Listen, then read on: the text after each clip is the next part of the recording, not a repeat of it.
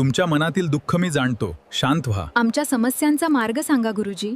धैर्य धरा आणि प्रेम वाढवा, सर्व ठीक होईल. मी माधव, मी हुशार आहे आणि मला पैसे आणि प्रतिष्ठा खूप आवडते. लोक माझी स्तुती करतात, मी त्यांना मोठा वाटतो. आता मी खोटं बोलतो, फसवतो आणि चुकीच्या मार्गाने पैसे कमवतो. बाळा, खोटेपणा आणि अहंकार माणसाला बाहेरून मोठं दाखवतात पण आतून रिकामं करतात. अजून वेळ गेली नाही, सत्याच्या मार्गावर ये.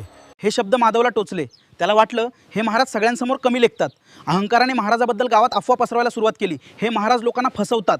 काही लोकांनी त्याच्यावर विश्वास ठेवला. जे लोक कालपर्यंत महाराजाचा आदर करतं तेच आता संशयाने पाहू लागले. गावात कुजबूज सुरू झाली. काहींनी तर महाराजांना गाव सोडण्यासही सांगितलं. सत्याला स्वतःचा प्रकाश असतो,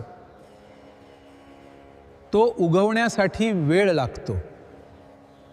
तो महाराजा नक्की चोर आहे. त्यानेच दानपेटीची चोरी केली आहे. चला त्याच्या झोपडीत पाहू. महाराजा, आम्ही तुमच्यावर संशय घेत आहोत. या झोपडीत काहीच नाही, पण तरीही मला खात्री आहे की हा चोर आहे. गावातले लोक खुश आहेत माधवराव. बाहेरच्या बाजारात तुमच्या माणसांना पकडलं, त्यांच्याकडे मंदिराचे दागिने सापडले. चौकशीत माधवरावांचं नाव आलंय. विश्वास बसत नाहीये. माधवराव तुम्ही पण ऐकून गावकरी थक्क.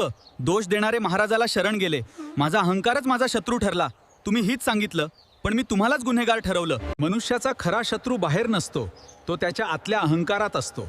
जेव्हा अहंकार मरतो तेव्हा आत्म्यात सत्याचा जन्म होतो. त्या दिवसानंतर माधवचं आयुष्य बदललं. तो नम्र झाला, सत्याच्या मार्गावर चालू लागला आणि लोकांची सेवा करू लागला.